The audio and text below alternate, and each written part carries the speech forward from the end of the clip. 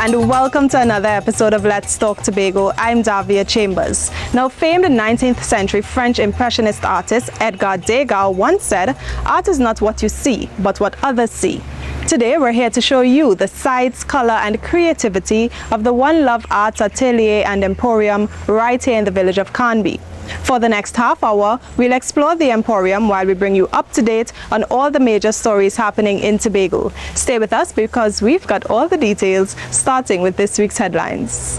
The Tobago Emergency Management Agency TEMA has gotten a boost that expected to enhance its disaster readiness capabilities. Tobago is the location for the upcoming 53rd CBU Annual General Assembly.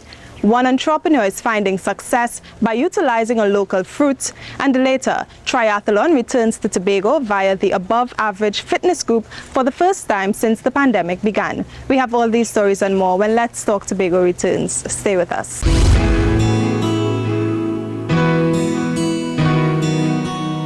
One Love Arts Atelier and Emporium is an oasis of art set in a peaceful, therapeutic, ambient garden atmosphere.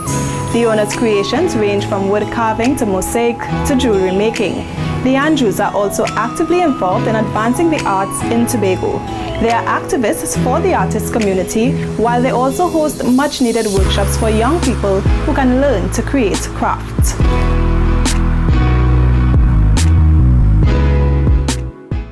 In last week's episode, we brought you highlights of the Inter-American Development Bank's mission trip to Tobago. This week, we explain to you how IDB is helping to boost the resources of the island's disaster preparedness. Here's more in this story.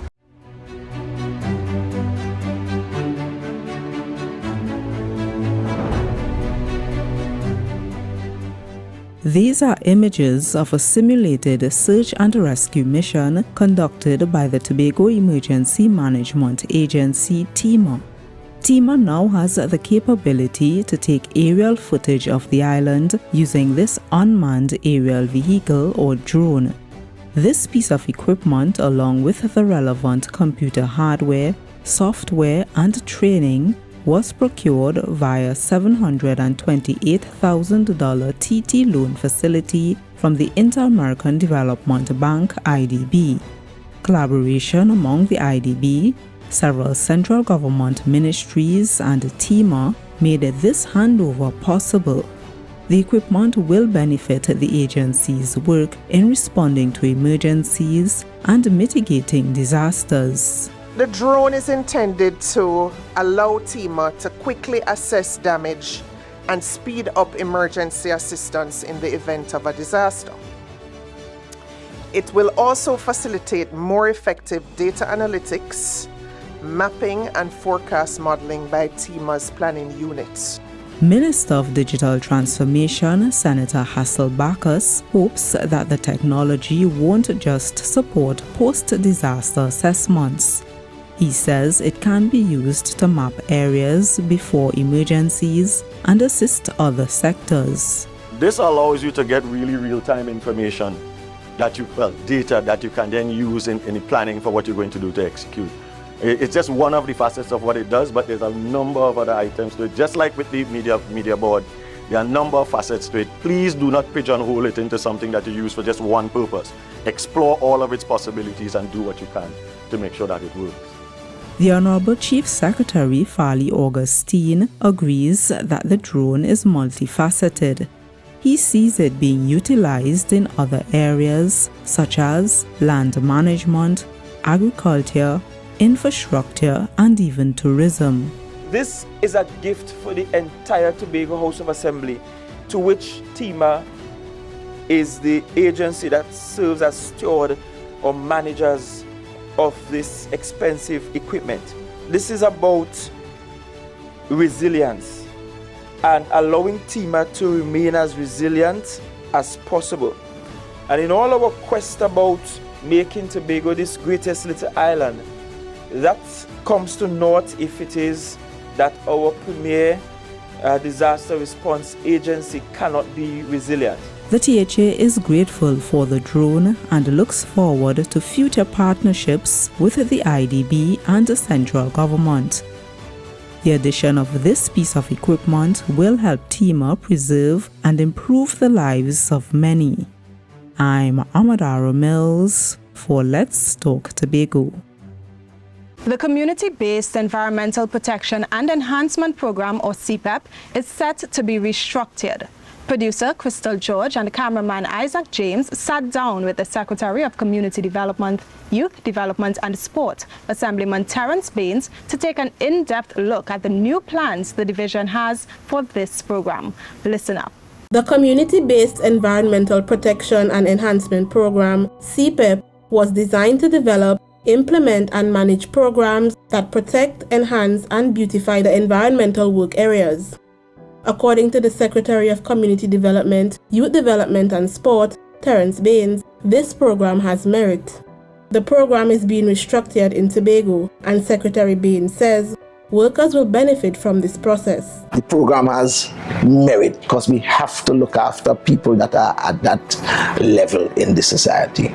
If there is anything that we could do to improve that wage for the worker, we should do it. I think we have a moral responsibility to do that. You know, there are some things about the program that need optimizing and need fixing and so on, but my main concern is obviously the workforce at the bottom.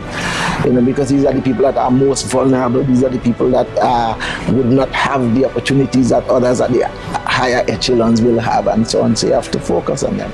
As workers shared their love for the job, they were also pleased to learn of the restructuring. They believe it's a step in the right direction. Well, I enjoy my job. I wouldn't lie. As I see, I hear cutting. I like cutting. I enjoy my job. I feel very pleased about it. I think it's about time we have some restructuring because the way things going, it wasn't nice for we the workers out here. It is very tough. CPEP is going to be restructured. This could be a benefit for all of us and many other people because CPEP has been below the breadline for far too long. They has been under the feet, come like we were under the foot sole of many. Secretary Baines says this move will help strengthen and benefit all workers. The restructuring of the program will mean the death of the CPEP program in its former manifestation. But what shall emerge must be a new kind of CPEP that is more user-friendly, more worker-friendly as well. We certainly will not get high marks from everybody, you know, but we have to do the best that we could and how we understand it, and try to bring some relief to the people to whom the program means the most. Secretary Baines says his division will continue to help build strong families, sustainable communities, and a healthy and productive workforce for all of Tobago. I'm Megan Wallace for Let's Talk Tobago. The Caribbean Broadcasting Union will be hosting its 53rd Annual General Assembly in Tobago. This island will be the center of attraction for local and regional media practitioners, and it's all part of the thrust to position Tobago as a major player in conference tourism. Here's more. In August, members of the Caribbean Broadcasting Union, or CBU, will descend on Tobago for its 53rd Annual General Assembly. It's their first physical gathering in the last 2 years, following the relaxing of health restrictions associated with the COVID-19 pandemic. Recently, the CBU's local organizing committee signed a memorandum of understanding with the Tobago House of Assembly. This is the first time they're having it after the COVID. Tobago is the perfect destination. We think that we present the best option for pleasure and business, and we know that the media practitioners will be very excited to come to Tobago in August. The Tobago House of Assembly is actually positioning Tobago aggressively in the market for conference tourism, and this will be the first major conference that we would be hosting. The annual General Assembly will be held from August 15th to 17th. During that time, members will also experience various elements of Tobago's natural and cultural heritage through a fun day event. We are happy for the free marketing that would come out of this collaboration, because having all of these media practitioners on the island would mean that they would be able to experience the sun, sea, sun, and unspoilt and undiscovered Tobago that we know. So we certainly look forward to hosting our visitors from across the Caribbean in August. The theme for the assembly is media and information literacy. Tobago's youth will also benefit from the event as the CBU will be facilitating a special program. We've partnered with the Public Alliance, the Public Media Alliance. In July, we're having a camp with the Tobago Library Services, whereby we're inviting kids, 7 to 17 to attend, where the main thing is, we are bombarded now with a lot of fake news, fake media and so on. So coming out of this, we hope that they will recognize fake news. The highlight of the AGA will be the Caribbean Media Awards ceremony, which celebrates media excellence across the region. They'll include some new categories too, highlighting the contributions of content creators, including videographers, sound engineers, producers, directors, and social media content producers. Member and non-member media houses can enter, and entries close on May 25th. To enter, visit www.caribbroadcast.org or email them at info@caribbroadcastunion.org, or you can call 246-430-1007. We have to take a break, but when we return, we have highlights from the recent YTEP graduation. It's on the other side of this break. Don't go anywhere.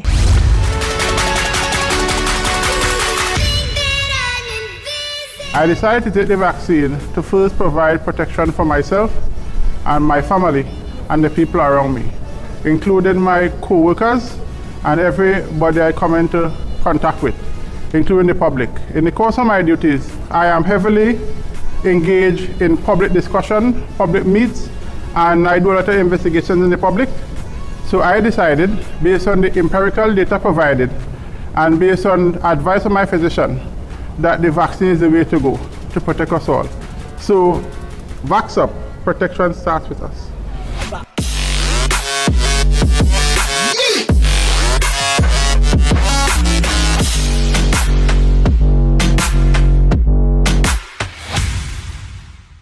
This island's leading technical and vocational training institution, YTEP, recently held its graduation ceremony. The theme was Do Something Worth Remembering. A former teacher himself, Chief Secretary Honorable Fali Augustine, congratulated the graduates on their achievement and shared some words of encouragement. Have a look. 200 Tobagonians are the latest set of graduates from the YTEP class of 2022. The graduates now have skills in micro-entrepreneurship, agro-food processing, beauty therapy, patient care assistant, and dressmaking and design, just to name a few.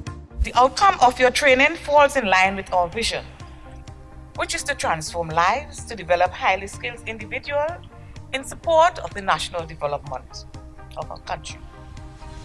As a training organization, we aim to develop our human capital to a point whereby our citizens are resilient, multi-skilled, and agile, thus being able to adapt to the changing requirements of our economy. Reflecting on their time at YTEP, Camille Trim of the Retraining Group and Arthur Goddard representing Youth Training, they say they've acquired a vast range of skills from the program. They believe these skills will equip them for the ever-changing world. We were offered opportunities to develop in the areas such as garment construction, home furnishing, agro-food processing, and grow box production. At this institution, we were exposed to a lot of life-changing experiences as they have resonated in our hearts and in our minds. With Ms. Craig as a facilitator, change were inevitable. Some of the things we learned were to be leaders, not followers, how not to lose your individuality in the midst of all adversities, and to stand up and claim your place in society. One of the main key takeaways from the micro-entrepreneurship course was how to make a sale. During the start of my business, I had an idea and a vision, but I didn't know how to sell it and package it. This course taught us how to sell, and how to give a markup, and how to give a discount. The theme for the graduation ceremony was Do Something Worth Remembering. Chief Secretary Honorable Fali Augustine says the key to doing something worth remembering is this. What matters is that you have the confidence to start doing something great for yourself. It starts with investing in yourself. Do something worth remembering. I can't tell you what that something is. I pray God that that something is something positive, because there are some negative things that we will always remember. So I hope this something worth remembering that you will do will be something that is immensely positive. Each of the courses ran for 6 months. I am Marlon Gottsliben for Let's Talk Tobago. Have you ever heard of breadfruit bus-up shot? It's just one of the food items customers were able to try during a culinary event with a difference. It was hosted by a local agro-processor to show people what can be done with our homegrown foods. Omadara Mills and cameraman Kevin Clark stopped by to bring us this story. This is not your ordinary food sale here at the Gardenside Car Park. It's a culinary occasion for patrons to taste foods made from a variety of flours derived from local ground provisions. Customers got to try breadfruit bus-up shot, sweet potato dumplings, cassava dumplings, and dasheen dumplings. Various pastries made of the local flours were also on sale. Spearheading the event is Kisha Harry, founder and owner of Harry's Natural Products, an agro-processing company Miss Harry started in 2018. Miss Harry explains why she marketed her products in this way. I just decided, I said, okay, being as I'm doing all these things, a lot of persons still do not know how to use these flowers in different ways. So I came up with the idea of having a food sale, which would incorporate me selling the same flour and someone who cook the different dishes out of the same flour. So you would actually see, okay, if I purchase the flour, what could I do with it? Customers were eager to taste the meals Harry's Natural Products offered on the day. This is a step to food sustainability in Tobago, because all the products that I use here are local. It's so nice that she could be that creative. Mafube is better known as Bok in Tobago. You know, that is just one of the thing that I came here to really experience, and to really experience the breadfruit bus-up shot. So we could do so many things locally, and I must commend Miss Harry, and I would support her. Harry's Natural Products go beyond flour. Customers can also buy farine, seasonings, honey, pepper sauce, and coconut oil. Kisha prides herself on manufacturing high-quality foods. I don't just make something to sell. I make it that I would have a customer. I don't just want somebody to give me a sale. I want a customer. And I have learned to retain my customers with respect to how I go about making my stuff, in getting the taste, maintaining the taste and the quality of whatever I make. I really try my best to maintain my standard, the way in which I produce my products and to put them out on the market. Harry's Natural Products are available at the Scarborough Market on Saturdays. You can also contact the company via Facebook and Instagram at Harry's Natural Products, or call 352-9098. I'm Omadara Mills for Let's Talk Tobago. 7 religious leaders have been called on to serve on Tobago's first faith-based council. They received their appointments from the Secretary of Community Development, Youth Development and Sport, Assemblyman Terence Baines. Secretary Baines believes this council is an advancement for Tobago. The first ever Tobago Faith-Based Council has been established in Tobago. It's the brainchild of Secretary of Community Development, Youth Development and Sport, Pastor Terence Baines. The Secretary says this is something he's always envisioned. Faith-based organizations play an important role in our social development, so this is a positive step in formalizing this relationship. I've always felt that there should be some dedicated measures to assist faith-based organizations to carry out their mandate. I've always felt that way. I felt that they play a critical role in the development of society. I have always felt that they have a stake and so on, and more should be done to aid them in their purpose and their goals. And these people that have been chosen, 7 of them, represent a wide gamut of faith-based organizations, and I trust them. I think that they are people with tremendous integrity, that they can sit and adjudicate on the things that come before them, and they will be able to make the kind of decisions that I believe will benefit these organizations. The council was designed for any community faith-based organization in need of support. So this body is essentially a group of people that will preside over applications for support to assist them with executing their mandate. We certainly would have some robust guidelines and so on, so that we would not have abuses. This team is ready and willing to serve the public. Secretary Beans is sending a message to each and every faith-based organization that they should grasp this opportunity. If you are a faith-based organization, you should ready yourself to make application for whatever support that you will need to help advance your cause and so on. And the council will put out more information as it relates to the rules of engagement and all of that, and so everybody will know what are the parameters under which the whole thing operates. The members are Bishop Sheldon Holder, that will serve as the chairman. Reverend Esther Moore Roberts will serve as the vice chairman. Pastor Tony Mapp, Mr. Kamil Ali, Miss Pulwati Bipat, Mr. Walter Coppin, and Reverend Mother Sherian Rollocks Hackett. I'm Marlon Gotzelben for Let's Talk Tobago. We have to take a break, but don't go away. Let's Talk Tobago will be right back. Stay with us.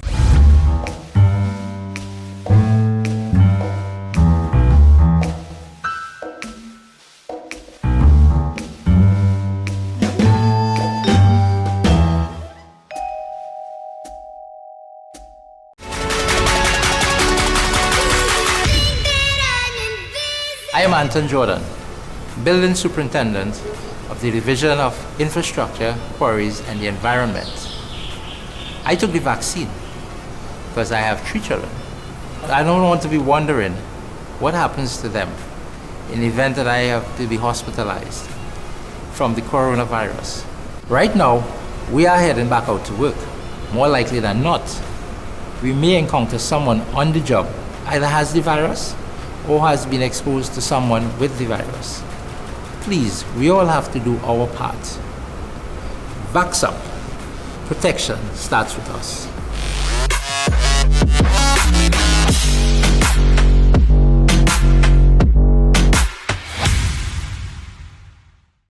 I'm Larilyn, and this is my husband, Collins Andrews Toussaint. We're from One Love Arts Atelier in Emporium, and we wanted to invite you to come and visit us at our place of business, as well as it's not just about souvenirs, and it's something for everybody. Come and feel the love. One Love. On a sunny Saturday morning, athletes from both Trinidad and Tobago lined up to compete in a grueling triathlon event at Boku. It was the first triathlon held on the island since the COVID-19 pandemic hit. The athletes enjoyed the opportunity to get back in the water, on the bike and on the road too. Crystal George has the highlights. At least 15 athletes took on the starter's gun for Tobago's first triathlon since 2019. The above-average fitness group's inaugural triathlon. The event was made possible after COVID-19's health restrictions were relaxed in Trinidad and Tobago earlier this year.